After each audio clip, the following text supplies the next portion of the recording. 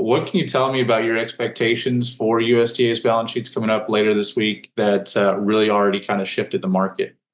Sure. So at the USDA Ag Outlook Forum every year, they put out their first balance sheets for the new crop marketing year. So this would be the 25-26 marketing year, the crops that we'll plant this summer for spring planted crops.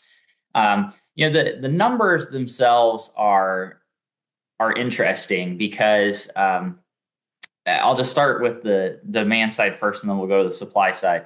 So the demand numbers are probably the most interesting in these reports because it's USDA's first indication based on their economic models about what we're going to consume, whether that be for feed, ethanol, or exports in the new marketing year.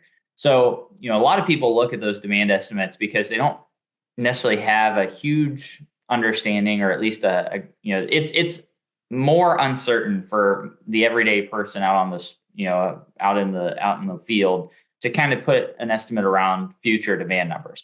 So that's demand. That's probably where most of the interest this week is going to lie.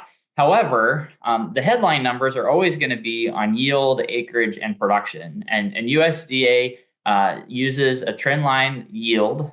That's notable because that'll be the yield that they use in their first WASI report come May. It's based on economic forecasts of the last so many years. It is worth noting that we have not hit the trend line yield when we got to the end of the production season for like the last 4 years in corn and soybeans. And so, there is some expectation that our trend lines are starting to flatten out. We're not seeing some as much growth, and that's true, right? We can look at that in economic analysis to see that.